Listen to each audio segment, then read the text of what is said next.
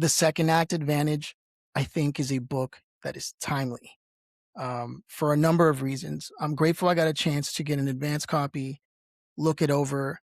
I work with people who are 20, 30, 40 years older than me constantly.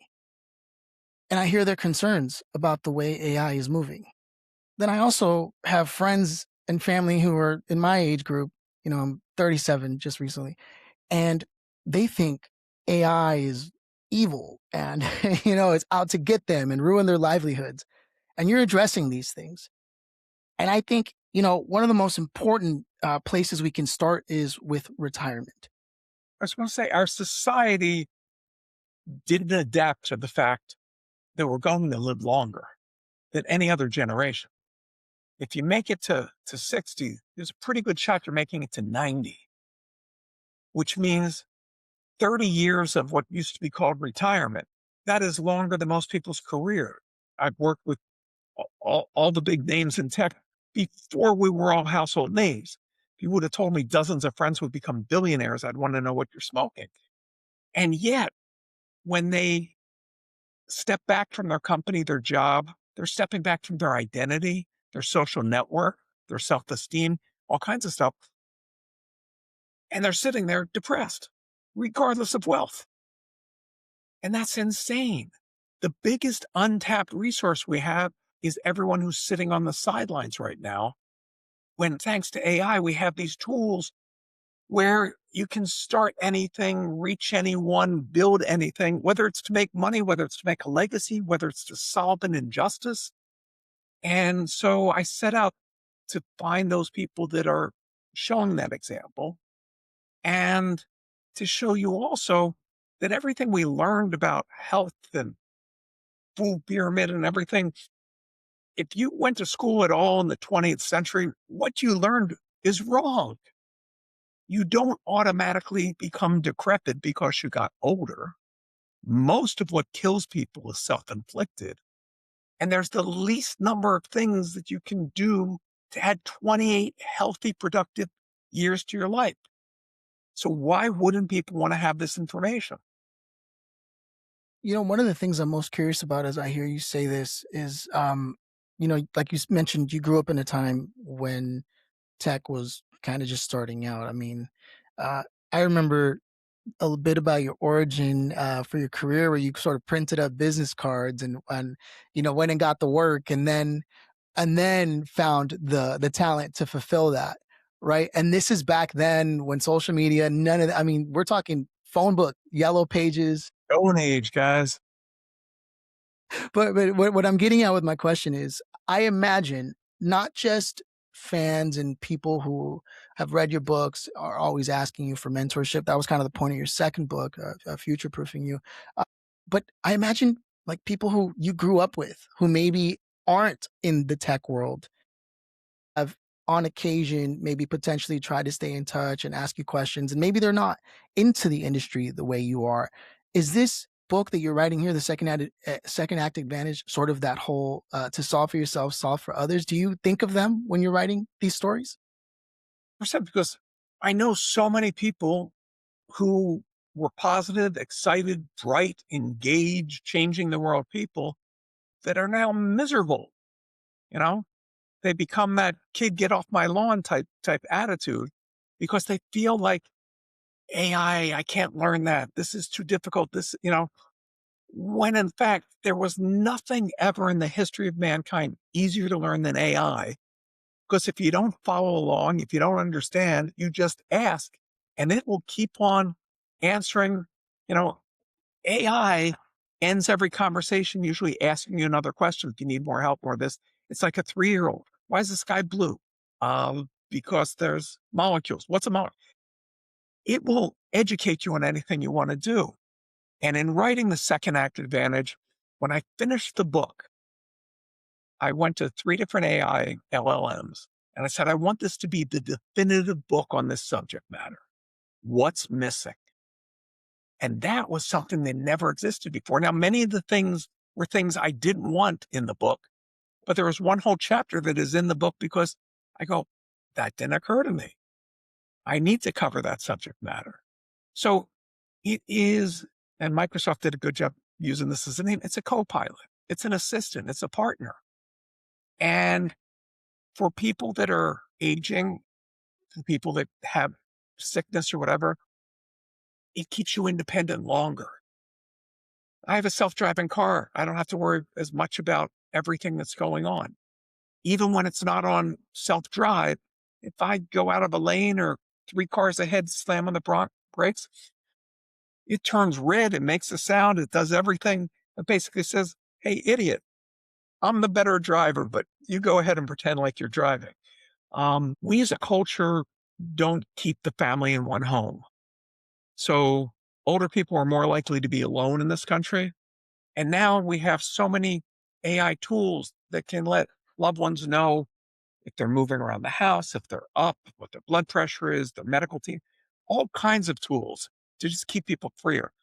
But if you're going to be healthy and your mind's still going, what do you still want to achieve? You want to stop achieving when you say, you know what? The world is perfect. I have nothing to add. There's no one I can help. There's nothing I can improve. There's no knowledge that I've learned in a lifetime that I can't share. And so the downside, and I feel guilty, I built the first social network to hit 1 billion people 10 years before Facebook, right? And so I'm proud of these things. I helped launch LinkedIn and early Facebook and the first auction that you know is eBay and all these things. And I was always proud of what technology did to make the world better. But there was also an unintended consequence. And this really came out post COVID when people were so used to they can buy what they want without interacting with a human. They can live their life without interacting with a human. And we've lost our connection, our humanity, and our community. So part of the second act advantage is showing people how to bring that back across generations.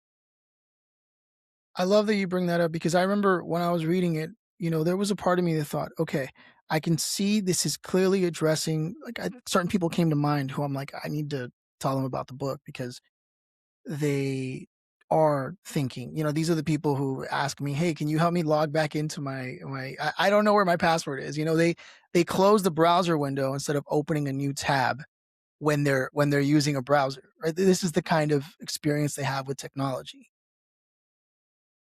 I'm just curious, was there ever a time in your career where you saw technology coming into the fray and maybe it was AI? I mean, you've been at the cutting edge of it, so this is a hard question, but there has to have been a time where you came across something and you didn't know what to make of it yet because it was either too early or maybe there was an unfounded fear of like, wow, this could because you're a master of disruption. No, How do you um, define disruption?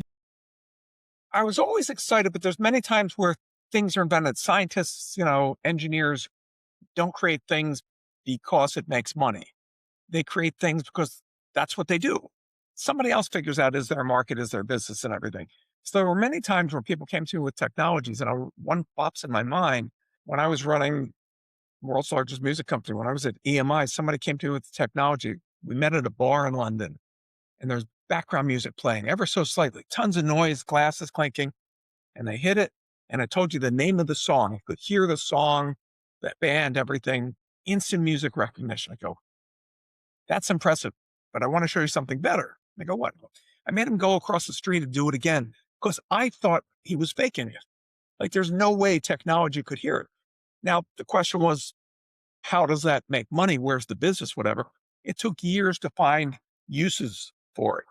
But there's always an excitement of what we're capable of doing and who it can help and how and the direction it goes. And so one of the things that I came across in the book that just blew my mind, we're all familiar with Google Maps. We're all familiar with how to find our way and everything. But somebody linked that and put it connected to the cloud to a white cane that a visually impaired or blind person uses. So it not only knows where you are in the sense of I'm in New York, it knows where the doorway is. It knows how many steps to the McDonald's, and it knows what's around. I mean, life changing. And there's a woman on social media, who's blind, seeing eye dog, who now wears the Meta Ray-Ban glasses, and it can read the ingredients because she wants to buy healthy dog food for the dog when she's at the store, or 1,000 other uses. That's a $350 pair of glasses. Life changing. So in the second act advantage, I tried to hit a ton of different technologies that exist today that most people don't know about, that are life changing for everybody, to live healthier longer. And if you want to start a business, to not have to have money, employees, or whatever. But I also did something that no one's ever done, which is the second you publish a book, it's out of date. So I had a team build a custom LLM based on all of my books, all my columns, my Wall Street Journal stuff, everything, so that you have a personal mentor. Because the number one request I get from around the world is, will you mentor me? For those that don't know, I took a homeless immigrant and mentored him for a year. Spoiler alert, it's the story of future-proofing you. And he went from couch surfing to a self-made millionaire in under a year. And everyone says, oh, we take me, I'd be a great story. Well, everybody's a great story. So now you get Digital J for free. You get a sidekick that goes with the book. And I am so excited to unleash this on the world and to see what people do with positive motivation, reinforcement, and actual details. And so if new inventions and new things are coming along, I will keep that AI learning and growing, but I'm not exposing it to what the other LLMs were trained on Twitter conversations, which devolved very quickly into the most offensive tirades that we've all seen. So this is, a positive support for people that maybe aren't on social media, or maybe want to start a dog rescue, anything. I just want to facilitate. I think it's great that you did that. I remember when I was looking into how LLMs and the chatbots work, that a lot of them are trained on broad scope of information, but what makes them super helpful is when they're trained on a very narrow scope of information. There's less hallucination, etc. Like whether it's health or this or that. So to have a digital J application that gives you that insight that you're looking for, that really is kind of the spirit of this book, is the idea that you can augment and scale up the self, right? Like never before. I mean, you give countless stories from the people who founded Home Depot to, Ann's Pretzels. The number of stories that you shared, for any naysayer, if someone reads your book with nothing but doubt, by the end of it, they're still going to be like, well, I mean, there was that one example. Whatever your circumstance may be, if you're doubting that because you're older and maybe you have trouble with email, with agentic AI, there's never been a better time to feel empowered. And that's kind of the whole spirit of the book. And the reason why I love that you're doing this, do you have older people in your own life that you're Yeah. helping with tech? Thank God my father's still alive. He's 93. Um, there's always been, you become the tech support for whatever generations are not savvy. But I will tell you, in the 1990s, so I've been on technology. I started on the internet in 78. Story for another day. There was 30 people. But in the 90s, the PC suddenly came and a face came on the internet, a graphic user interface. And all of a sudden, because I'm in Hollywood and working stuff, I suddenly become popular. Like, I'm not a popular guy, I'm a nerd. Invited, I'm not going to drop names, to famous people's homes to these parties. And invariably, at some part in the dinner party, whatever, get invited to come into the famous person's study. And there's the unassembled PC that they just bought. And even when I worked with the White House, we put the first PC in the Oval Office. It's in the side on the desk. I mean, I helped wire the nation's schools onto the internet. So yeah, there's always been a thing, and there will always be where I need help. Like when my sons left home and went to college, I lost my research department because they were always playing with the latest, greatest, and could crack DRMs or whatever. So there's always a learning curve. And what I also realized is something that I address in the second act advantage, reverse mentoring. Young people grow up digitally illiterate. They understand all those things, but they may not have the perspective of maybe there's some things you don't share online or some other things you have to protect and different ways of viewing the world. Because not that old people started smart, we learned by making a million mistakes. We have the scars to prove it. And so if we can share that wisdom, so reverse mentorship is young learning from old and old learning from young. When I mentored Vin, he was a millennial to the young man that became a millionaire. And in the beginning, our conversations were butting heads because my frame of reference was a different world that he lived in. And that's one of the reasons I did it. I said, what am I missing in the biggest lesson I learned in the early days when I was the young guy with the new company and the new startup and the new idea that was so obvious? Why don't they get the internet? Why don't they get social media? Why don't they understand AI? It's not their job to understand it. They made it to the corner office. They've ascended. It's my job to communicate in a way that somebody that isn't there can grasp. And once I put the onus on me that it was my problem, and I met with world leaders and top CEOs, it changed the dynamic. It made my career, made me run large corporations, which I would have rather stayed in a little room with startups. Um, but this is a time where we have so much ability. One of my favorite stories in the second act advantage was a guy went to get his oil changed. We can all relate to that. You're sitting there for 20 minutes, you pick up an out of date magazine, you picked up a National Geographic, and there's a picture of guys hanging from a rope going across the Nile when it's flooded. Because during the rainy season, floods and they can't get to the village, they can't get to hospitals, kids can't get to schools. And he was a civil engineer. And I said, you know what? Very cheaply, I could just go over there and build an Indiana Jones style rope bridge and change this community. And he did it. And then he said that was so easy. He set up a nonprofit, Bridges to Prosperity, and built hundreds of them around the world, connecting millions of people and making their lives better. There's no one stopping us from changing the world. The biggest form of prejudice with old people is the message that they tell themselves that they're too old, that they can't learn, that they can't do. AI changes that. There's nothing that AI can't get you to do. And by the way, staying connected, solving for others, and you've read the book, so all the research is there, isn't a purely philanthropic thing. The best way, the number one identifier of longevity isn't diet, isn't not smoking, isn't exercise. It's having a purpose to get out of bed every day and being connected to your community. When they went to the blue zones and they saw all these people that were 100 years old, they looked at their diet and said, oh, they eat fish, they eat this healthy diet.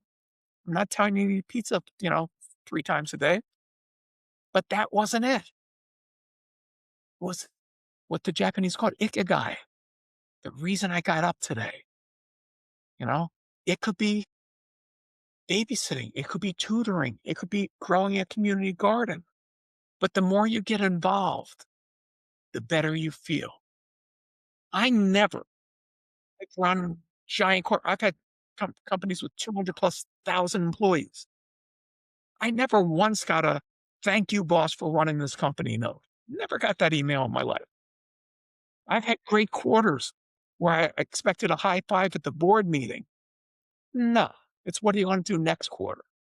But when I decided to start paying it forward and teaching how to build high-tech startups at universities, when I started writing books and show people how to empower themselves, my inbox gets what I call love letters. It gets thank yous from around the world of people that I could have never imagined how what I've learned was applicable, but they did the work, they changed their lives.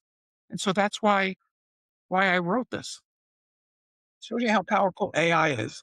I was chairman of an AI company. I play with all the things. And the way I play with them is I try to always ask AI something it cannot know the answer to see what it comes up with. So as a lark a few months ago, I said, what book should Jay Samit write next? I wasn't planning on writing another book. I said what I had to say, and I was very happy with the results. And it basically said, you should write Disrupting Retirement. It was a jaw dropping moment. And I instantly called up the editor of my last book. I said, I just got to run an idea by you. I haven't put any work into it. Gave him the story of the AI. And basic response was, how fast can you get it? Because more baby boomers retire this year and next year. And by the way, if you're younger and saying this doesn't apply to you, you know, it applies to everybody. Because just watch the Olympics, the Winter Olympics, right? Athletes retire, depending on the sport, at 20, at 30. Basketball players, football pro athletes, firemen and policemen by 40, they do their 20 years. Okay. Then what are you going to do? Society hasn't prepared you for the amount of change that's happened. The world that you were educated for doesn't exist. That's what I do with the second act advantage. So second acts start at any time. And by the way, AI will wipe out 30+% of jobs over the next 3 years. So you're going to have to start a second act, whether you like to or not. You don't get to pick when your life is disrupted. And that's what I'm trying to do. I'm trying to prevent people that are deer in the headlights. Because disruption isn't about what happens to you, it's about how you respond to what happens to you. So if I can help people get ahead of that, show them the tools. I have one chapter that just makes me laugh, and I only write to entertain myself. I go, wait a second, if people want to live longer, want to make it to 90, 100, and some wackos think, 150, maybe it'll be. Don't you want to be healthy? And I'm a nerd whose favorite foods are pizza, pasta, and pastrami. So for me to give health advice would be kind of hypocritical. So I did all the research of what's the least amount of work, the lazy nerd's guide to living an extra 28 years. And why I was writing it, the 3 months that I'm sitting at my desk for too many hours a day, I followed it, the intermittent fasting, what to do. I got down to 10% body fat, a six pack, which I don't play sports. I am not Schwarzenegger. I'm a nerd. And what's the minimum to do? And you feel better, you sleep better, you look better, you have more energy, you enjoy life. And now you can enjoy that second act longer and thrive. Because we were taught BS. The food pyramid, when I went to school, the person that created for the federal government quit in protest because they gave it to all the lobbyists first before it went to the schools. They basically said, drink lots of full fat milk and have lots of carbs, and there's no such thing as good fats. Obesity was caused by people wanting to raise their kids the right way and give them, what they were told was good. Lots of sugar. That's so important for a growing boy.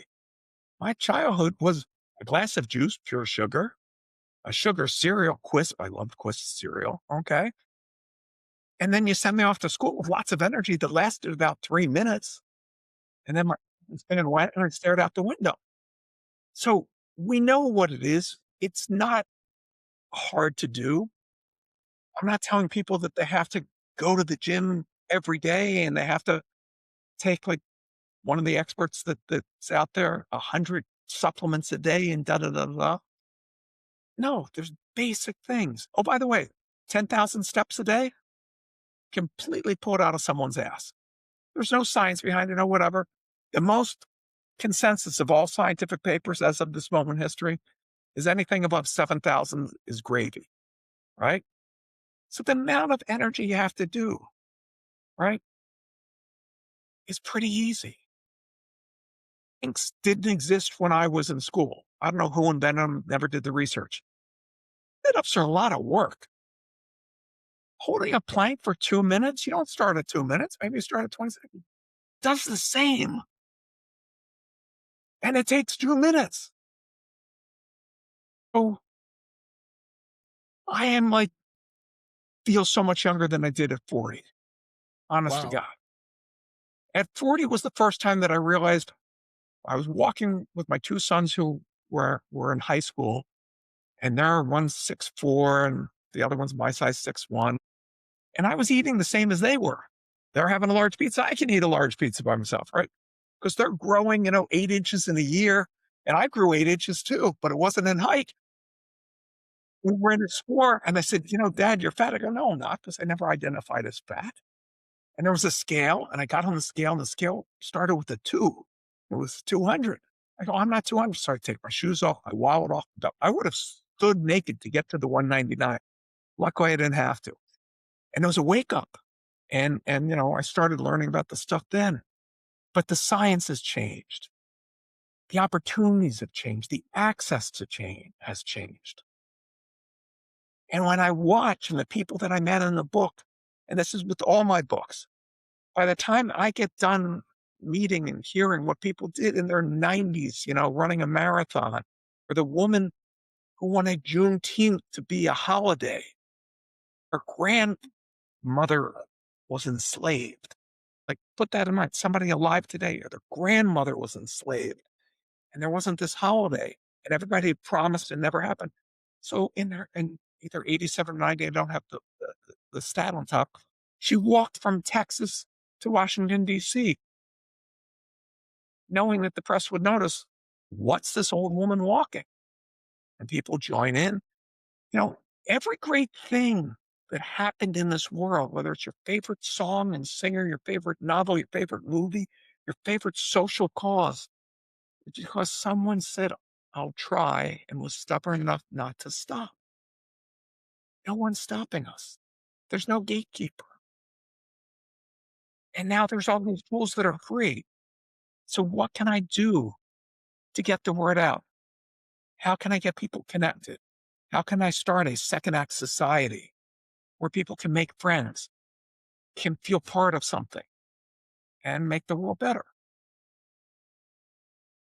It's beautiful what you shared because and I think part of the research you were doing, I'm sure brought it up that people who work out together as friends end up consistently working out, right? And And so support each other. you address that there's come, especially after the pandemic, this culture in modern society where people, if they don't have to leave the house, they won't. They'll order their groceries online. They'll do whatever they can to Their avoid people. souls are isolated. And we have a generation of young men. I'm picking on men for a second because I have the stat, 18 to 25, that have never walked up and talked to a woman. Which is crazy. And I'm sure it's the same thing, have never talked to same sex, if that's your interest or whatever. What are we losing?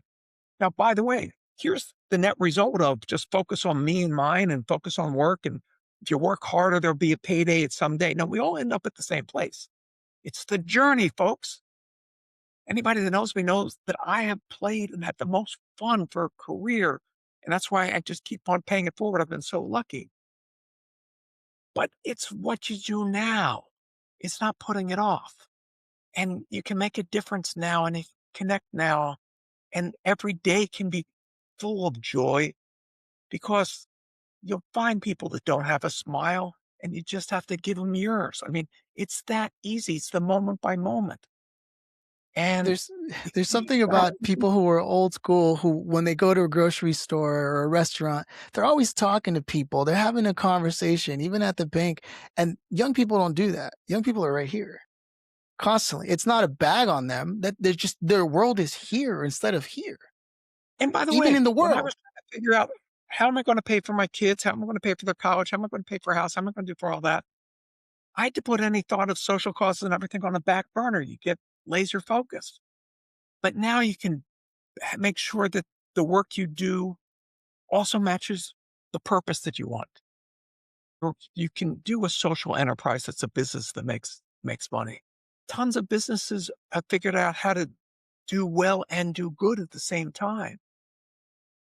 You can take your knowledge and start a consulting business on any subject, on any field. You can start a podcast on any niche. You can be that support and nourishment, and it'll come back fivefold. I've never monetized helping people. I'm not selling a workshop. I'm not selling the whatever, right? You want a t-shirt with my face on it, get your head examined. I write the books as the most succinct, affordable way to get mass knowledge to people. There's something I wanted to ask you a while back, and it just occurred to me again, and that is there are people who will hear these stories, and if they're older, they have the experience to go, you know what? I think I can figure this out because of their experience. And I think you alluded to this that there's a stat that says that people who are 50 and up have a higher chance of making a successful business versus someone who's maybe Oh, 30 and absolutely. under. And young people today look at everything out in the world and go, yeah, but they probably had a lot of money.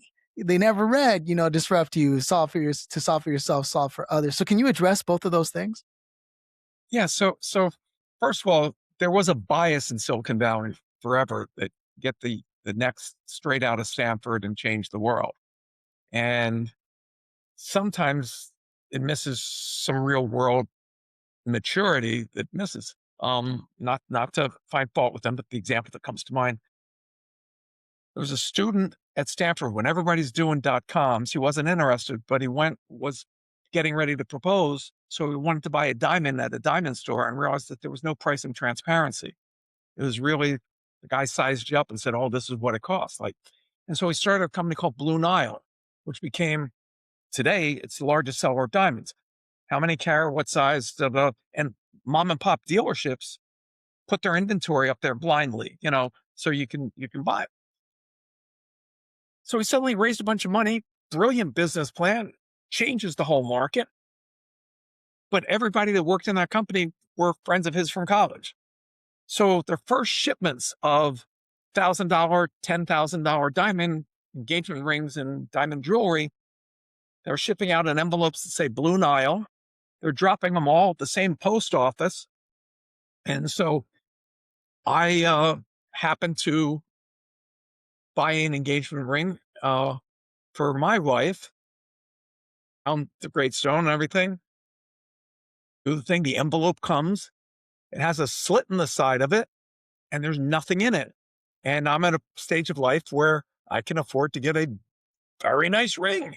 And I'm like, these people are not going to believe me. And I call them up and go, yeah, we have a problem. All our envelopes are coming away. Da, da, da. So they had to figure out the real world stuff. Anybody that dealt with that. So go to today, 2026. You know what the biggest problem Waymos have? We don't have enough time for you to play the guessing game. They engineered the greatest software, the greatest car, the greatest this. It's an engineering. If you don't know what Waymo is, it's a self-driving car. But nobody had the experience because they were brilliant engineers that never had to work at McDonald's or deal with the public. How lazy and inconsiderate many people can be. So many people get out of their Waymo and do not shut the door. So Waymo has a corporate account with DoorDash and is paying DoorDash to send a human being to where Waymo's stuck on the side of the road to shut the door so it can go on to its next assignment. I kid you not. That's the difference of having generations work together. That's the same reason I always had a multicultural team. It's not about political correctness. It's each community has different viewpoints. I've run businesses in 40 countries. I've worked with people all over, and in each place, I've yet to meet a culture or a person that I can't learn from. And I don't want to stop learning. If you stop learning, you start dying. I just know that there are people, especially young people, who are going to say, yeah, but this person had connections, or let's say they didn't get a chance to go to Ivy League schools or any of those things, and they don't have I a got rich parent. so getting a better education does not translate to wealth. And by the way, in today's world, graduating college with a mortgage but not a house will actually make you risk averse so you won't try something that you might fail at. And I've yet to meet somebody whose first business didn't fail. I've told the story 1,000 times, but way back in the Stone Age, the 1970s, two guys had this brilliant idea of hooking up traffic lights to computers. Synchronize traffic, get rid of urban congestion. It was called Trafo Data. Nobody would bought it because nobody knew what a computer was. No city planner, and the kids that were pitching it were straight out of school. And so Bill Gates and Paul Allen, their first company failed. Their second was called Microsoft. Did a wee bit better. You know, everything was a pivot. Okay, people don't realize that YouTube was a dating site. Okay, Google was called Backrub. I mean, I What? I've the first time I've ever heard that. Twitter was a music site. I can go on and on, but the point is, I got the criticism once I became well known. You worked with Steve Jobs, you worked with Bill Gates, you worked with, Steven Spielberg, you worked with the Pope and the president. Well, of course you're successful. No, my dad made sandwiches, right? I didn't know anybody. And I just had to figure it out. I had great motivation, which was the fact that I had kids really young. By the time I was in my early 20s, I had two young faces looking at me. And my social contract, my moral obligation was to give them a better life. And that drove me every time I wanted to fail and quit. But look at today. For the first time since the Black Plague, the population of the planet is decreasing, not because of a plague or opioids or war, but because people stopped getting jiggy with it. I mean, people had stopped having sex because they were working or they're delaying. I'll have time for that later. Or how can I afford to have a kid when I can't afford the student loans? I can't get a job. Today's college graduates have a term that never existed before, the glass floor. For years, we talked about the glass ceiling. Sexism stopped women from getting in executive positions and boards, and I've witnessed it, and I unbelievable. The women that made it through that, amazing. But now, since AI can do all entry level jobs better than somebody that you're hiring out of college, even from an Ivy League school, even a young coder, there's no jobs. 67% of college graduates from top universities are getting zero jobs the first year. It's a boomerang generation that's going back home and getting more withdrawn. So the second act advantage, skip your first act. This will show you the course to do it. I mean, I'm not pushing my whole life. Start with reading Disrupt You, then read this. But you can do it. I've seen it again and again. I've seen people that know no one. By the way, here's the other proof that you don't need connections and fancy education. 1 out of 3 Fortune 500 companies founded by an immigrant or the first generation child of an immigrant. Because an immigrant, by definition, is somebody who was willing to do whatever and risk everything to try to make their life better. That's a motivated person. I don't know that I would be that brave or that hard. I'm thankful that it was my grandparents and great grandparents that did that. And many people become refugees not by choice. So disruptions thrust upon them. But when I was at Davos speaking, and I've talked about for 10 years, Disrupt You was 10 years ago, that half of all jobs will disappear by 2030. The keynote, the big fancy speaker, was the head of the World Monetary Fund. And they're saying 30% of the jobs are going to get wiped out globally over the next 3 years because of AI. So we're not here to debate, will AI make the world better or worse? It doesn't do either. It's how people use it that makes a difference. Electricity can make you a great steak, or it can fry somebody in an electric chair, okay? Gunpowder makes beautiful fireworks. Dynamite can blast a tunnel so connect people, or it can wipe out whole cities. AI is curing diseases so fast. Stay healthy for 10 years. Most of what doctors are dealing with, most of the medications today will be obsolete. There's a lot of research and studies in second act advantage. So AI can do that. AI can empower you. Focus on the good.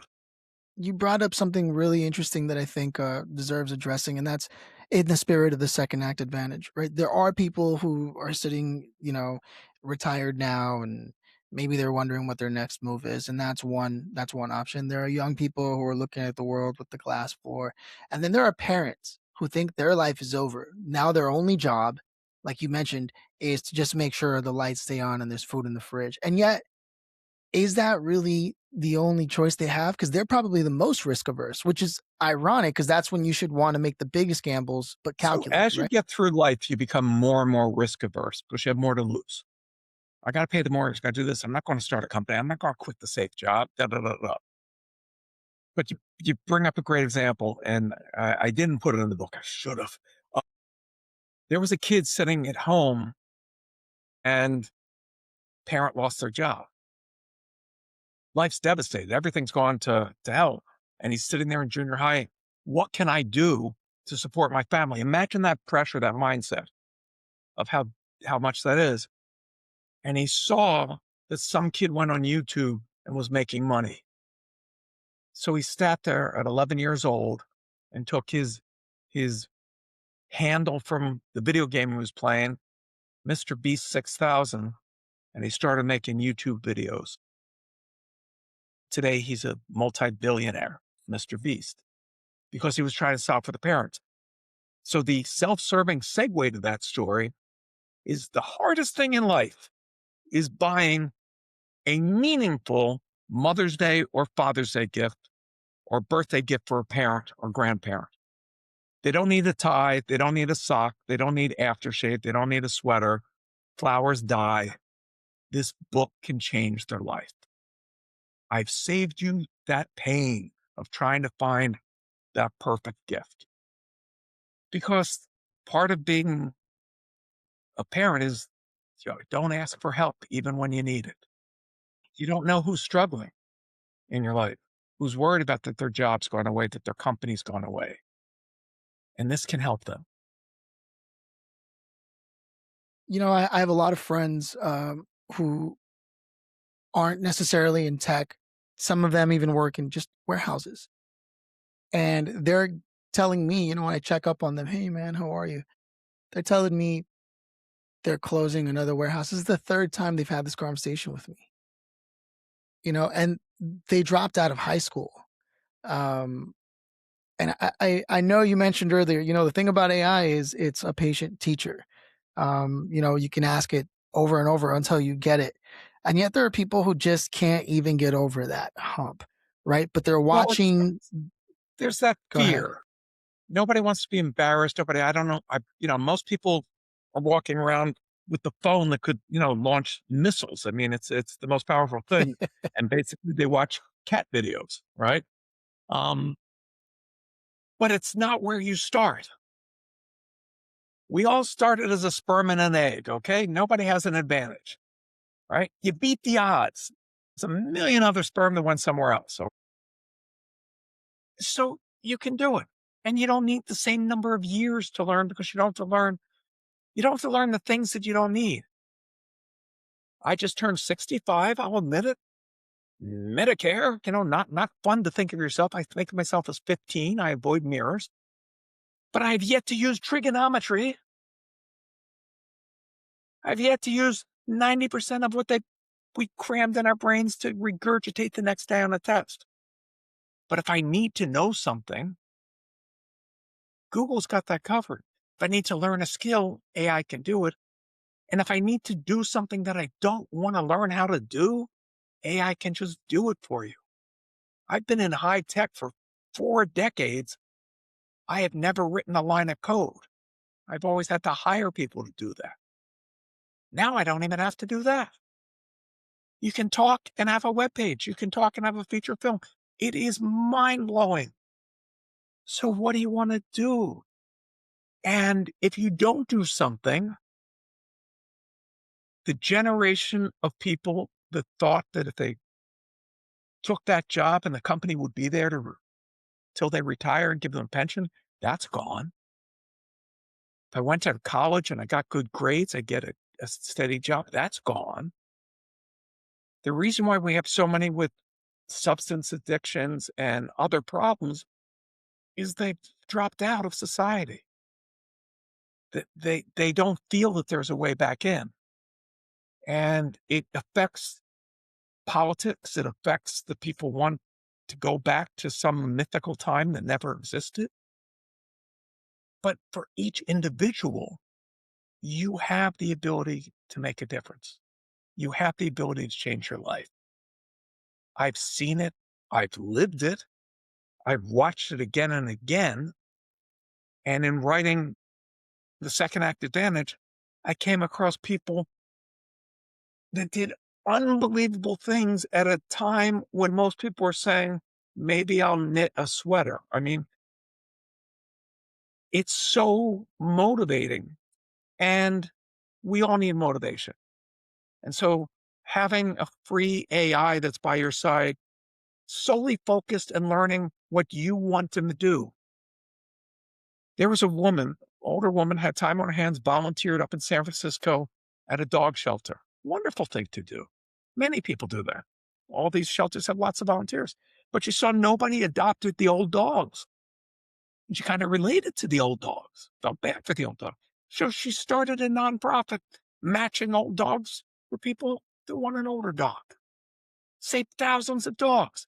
No funding, no fancy degrees. And then she said, you know what? Why we have the dog, let's set up a program to take these dogs to old age homes once a week for an hour so they can sit and play with them. Nothing puts a smile on a face. By the way, in doing the research, one of the surprising things that wasn't on the list of things to do to live longer, having a dog, you will live longer. You will survive a stroke better. You will recuperate from a heart attack quicker. Science says it. You can read the studies.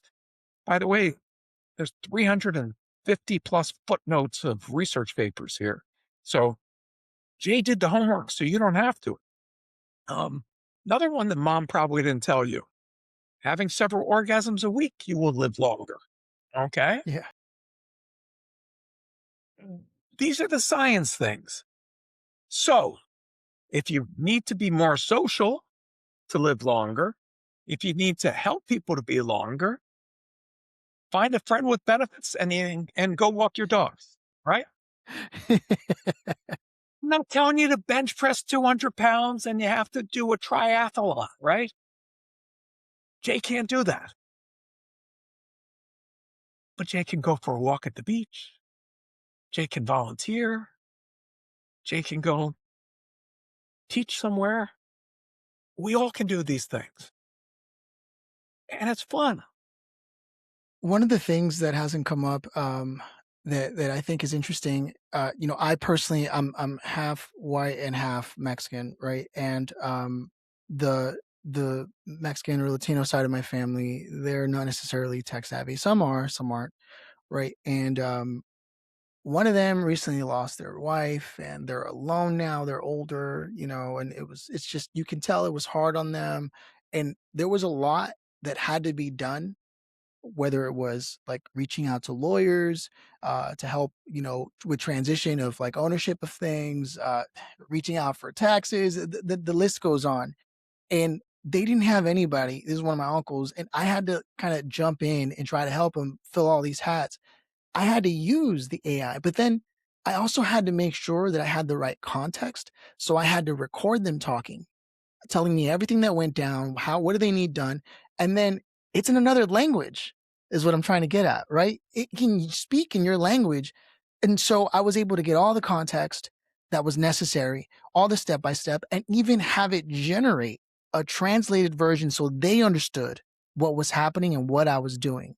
And for me, it was such a crazy experience. Number one, it helped me be there for them, right? And even after doing all that, they still were like, "Ah, I don't know, you do the thing," right? Yep. Which that's how it's going to be. But the fact that I could do that and in another language is insane because I can speak Spanish, right? But it's different when you have to generate legal terms and terms of Right. service. And Only 30% of the world is bilingual. And in the US, it's a much lower number. And if you take immigrants out of the picture, you know, I took 5 years of high school Spanish. Yo tengo un lápiz. That's all I know how to say. I walked around Mexico City with the pencil, hoping somebody would need one. Um, and then I asked them, "Donde está la biblioteca?" That was my follow-up. And Classic. that's it. Like, the only language I speak is sarcasm and English. But let me tell you something that Digital J knows that isn't in the book because it's about to happen. T-Mobile, and they're not paying me, they're not a sponsor, they're not even who I use, is launching a service that you need no app, you need no special hardware, whatever phone you're using on T-Mobile, you can call anybody and get live simultaneous translation in over 50 languages. So I can call your abuelita and we can chat in Spanish, and I can do a press interview in Tokyo or in Greece because people relate to each other better and learn better in their own language, which is why my books in Spanish and Portuguese and all over the place. And it is mind blowing that that technology is about to be ubiquitous across everything. No app, no. The idea that we can talk to somebody live in different cities, different countries, we take for granted. It's a miracle because if you ask someone to explain, how does that happen? We have no idea. It's witchcraft. We've just had it our whole life. The idea that we can now talk and language is no longer a barrier, which means you can also launch your business globally and knowledge globally and still handle customer support globally. The world's an amazing place. But the second the book comes out, I will be again hounding publishers to put it out in other languages because people want to learn in their own language. And I haven't played with 11 Labs or other things to see if the audiobook translation That would be cool. will I'll then go to native speakers and get their opinion, right? It's never going to be perfect. But by the way, my human English version isn't going to be perfect either. My voice isn't perfect. So it'll be wonderful that we can get rid of that, the story of the Tower of Babel can finally disappear. There's something we didn't get a chance to discuss that I think is important, and that's that as people have kids, they start throwing it on to their parents if they're so lucky to still have them around to start taking care of their kids for free. Or grandparents are pulled in, even to take care. And that's tough because for some grandparents and older people, the seniors in families, they're like, yeah, this gives me purpose again. But it doesn't give them the ability to impact. And if something goes wrong or, they get hurt or the list could go on with the number of complications there. But it's something that you bring up in your book. So as we live longer, the sandwich generation is going to be broadening, whether it's kids that you're still supporting, parents that are making it to 100, everybody's being pulled that way. And with the population decreasing and the costs of living going up, hiring assistance and help for older people or help for daycare and those things gets prohibitively expensive. That's where AI empowered humanoid robots are going to become reality in homes over the next 3 years. Millions of these. And let me explain the math to everybody that's like rolling their eyes. Okay. You had me lean in on AI, but you know, there's never going to be a robot in my home. And you're like, I've seen Terminator. A robot that can cook your meals, do your gardening, bringing your heavy groceries, whatever tasks you want, you know, lifting, conversing, keeping conversations. And by the way, it'll notice if you're getting dementia, if your recall's going down, if you're losing your words and be able to tell doctors any changes in your things. Same robot in your house can also know your blood pressure, your diabetes, all non-invasively. Those, and I've been pretty good in my other books of what things will cost. Robots that does that will cost between $20,000 and $30,000. That's a lot of money, right? That's a car. It's a Corolla. Yeah. But when you get help in your house, when you get assistance, when you get a caregiver, you're not buying the caregiver, you're renting them for those hours. So it will be robot as a service because a lease payment on a $30,000 robot cost with interest and amortizing the robot's life is 40 cents an hour. So is it going to be $1 an hour? Is it going to be $2 an hour? Oh, this weekend I want to clear the yard and put up a fence and carry heavy stuff. I will still want to do the project myself. So for an 8-hour day, I can spend $16 and have a sidekick that does all the heavy grunt work, can dig the hole and yeah, can do the laundry. These will be indisputable. And by the way, how do I know this? Is because every time you raise minimum wage to a living standard, boardroom isn't looking at that. They're looking at, now automation is that much cheaper. Because that 40 cents an hour cost to them to buy the robot, that robot doesn't work just 8 hours a day, it works 24 hours a day. It doesn't have sick days, 12 holidays a year, 2 weeks vacation. It works 24/7, and it's costing you 1/50th of having a human. So factories are wiping out. You talk about warehouses going away. Warehouses have been automated. Amazon has some amazing videos if you haven't seen what today's warehouses look like. But I was on the board of a company, somebody from Foxconn. That's who makes your iPhones, your PlayStations, all those electronics. And he said, we now have 9 lights out factories. I'm like, what's a lights out factory? It's a factory where the lights are out because there's no humans in the factory. And they are amazing to see. And they will become the norm. Now, is it horrible that people lose their jobs? Absolutely. Is it also horrible that somebody toils doing a repetitive motion like Charlie Chaplin on the assembly line in modern times? People are still doing that. I toured an auto factory in Detroit that was pretty modern and had a stamping machine that stamps the metal and makes it in the shape that you need, a fender or whatever. And to make sure that the employees' hands don't get chopped off when it comes down, it has wristbands tied to a pulley system. So when the thing goes down, their hands are yanked up. So you spend your whole life as a marionette working for the man that's pulling the strings. I mean, the metaphor was clear. That is inhumane also. So skip both of those options. And what do you want to do? And let me at least get you on the path to doing it, even if it's a side hustle.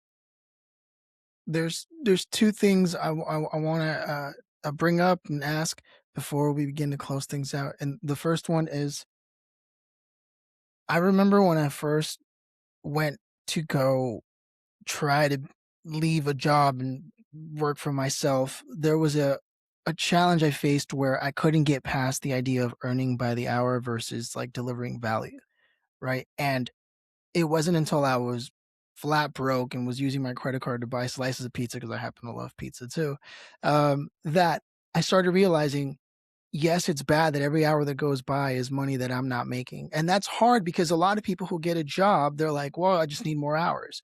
Or they've never worked for themselves. It's just, I got to get more hours, more overtime.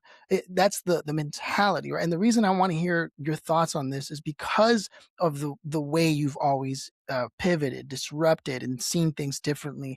Then it's two parts, like I said. So there's that I want you to address is, what is that mentality shift that we need even now, where I've always done things myself, or, it's over and now I need AI, and the hourly versus the value based, there's that. And then if you could close out with, where does this quote come from in your life for the first time? And that is that tomorrow can be better than yesterday, or today can be better than yesterday, and I have the power to make it so, which I think was in your future proofing It's my book. daily So, mantra. okay, so Um, those two things. okay, so you brought back a memory when you were saying that I've never talked about. So my parents wanted me to be a lawyer. You know, you're smart enough, go to law school. Da, da. When I got a full scholarship to law school, and when I didn't go, My parents and I were no longer close. Not speaking is a slight exaggeration, but you get the message. My sister did the right thing. She went to law school and she became a lawyer. But when I turned 40 and I had a party that my wife put together with all the couple friends, it surprised me that most of the other wives' husbands were attorneys and they were all miserable because here they had achieved a level of supremacy at their law firms and had made it in their careers, but they were still hourly employees. They were only getting paid by the hour. They didn't actually create anything that they owned, build, move forward. And at some point, what you think you're worth and what people are willing to pay to have legal work doesn't match, and you're just a too expensive hourly employee. And there's a younger partner that can do it. So the hourly game is basically a wage slave. And that means you're only making money when you're working, which means you'll never have time off to enjoy because the second you're out of work, you're not going, oh, let me go on a vacation. You're going like, how do I get another hourly thing? But when you create something that makes money while you sleep, that makes money without your toil, whether it's a widget that you're selling, whether it's a piece of IP, whether it's a course that you're putting up on Coursera, whatever it is, it monetizes. And the only way to get out of that hamster wheel life is to create something that makes money when you're not working. And eventually to get to a point where you have enough capital that money makes money by investing or whatever you do with it. And that's the word capitalism. Now, capitalism is about to implode in a lot of ways because capital, for most of the time, was made from the differentiation of what you can make off of other people's labor. I pay, Jeff Bezos pays minimum wage at those warehouse jobs, and he has enough of them that labor that he's monetized, he becomes one of the wealthiest men in the history of the planet. But if in the future you're just employing robots, that's really not the same amount of capital. And if everybody's using AI, you don't have an advantage by being so big. Will it be terrifying? Yes. But here's what's in the second act advantage.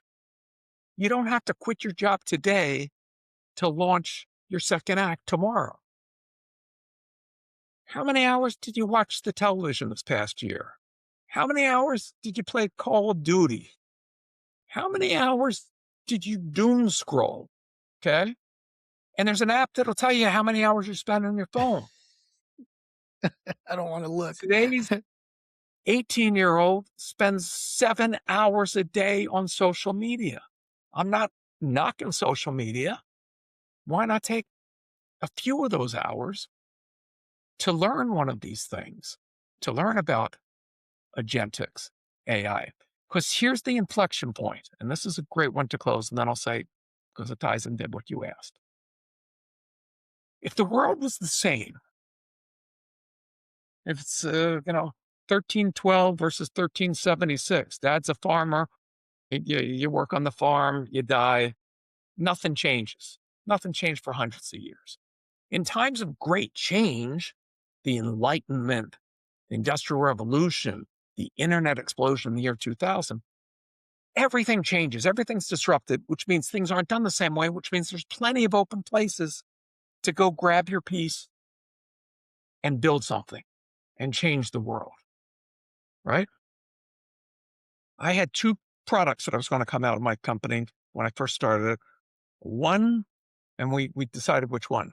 One was, again, computers were now talking to other computers for the first time. People would now be able to edit video on a computer, was my prediction. And editing in a post facility was thousands of dollars an hour. The other was I could type something on my computer and send it, and you could read it on your computer. I called it digital mailman. I went with the first one because I never thought email would be a popular enough business.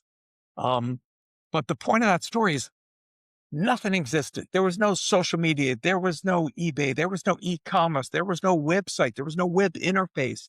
Somebody thought of each of these things And you only had to be right for a nanosecond to make life changing money to then have a million other times at that. Okay. So knowing that it's still fearful, there's always pressure and there's always the embarrassment. I'm feeling it right now. I'm writing another book in a time when people are putting out 10,000 books by themselves of internet slop that I have to compete against. And maybe this book will fail. And maybe, I will have wasted my time and I won't be able to do anything. So I have the same insecurities, but I get up, I shave, I look in the mirror, and I make a promise just for today that today can be better than yesterday. I'm going to do something to make it better. And if I can't figure out something that I can do, who haven't I called? Who haven't I cheered up? Uh, I have a friend whose mom is almost 100, and she was telling me that she just planted a persimmon tree or something, or persimmons came in and she had the kids over from church and gave them 3 persimmons. So I instantly, the second I got off the phone with her, I painted a painting of that, raced over to FedEx, overnighted it. The next day she woke up and she had a painting about her tree and her, and it made her day, which made my day. So you can always make the day better because I have the power to make it so. Life's going to throw you horrible things. I'm not Pollyanna sitting here saying, I haven't cried and I'll cry again. And I haven't seen suffering and I haven't experienced it and I haven't been low. But I didn't believe that it was ordained. There's not three fates in ancient Greek mythology that say this is what's going to happen. I also didn't think it was anybody else's responsibility. It was mine. Whatever happened, I had to be the solution. Factories close and you're mad that they laid off people. The factory might go out of business. The owner of the factory, that company might go out of business. Right? How many jobs have you created? What businesses have you started? What impact have you had to make the world better? And if not now, when? And if not you, then who? And so, the only difference between me at this stage of life and anybody that's much younger is we start asking ourselves the question in all earnest, why am I here? And you want to be able to ask that. And if you think you're going to fail, you might. You'll fail forward. And if you think that's a bad thing, then go talk to somebody that's old and ask them one simple question. What's their biggest regret in life? And it will never be something they failed at. It'll be something they failed to try. If I only tried being a stand-up comic, if I only tried writing a song or starting a band, if I only tried being an artist, if I only moved to California, if I only tried living in Japan, whatever your dream is, because regret will eat you alive. Try it. Maybe it works, maybe it doesn't. But either way, you're not the same person. You've learned from the experience. And that, my friends, is the secret of life. And you got that all in one podcast.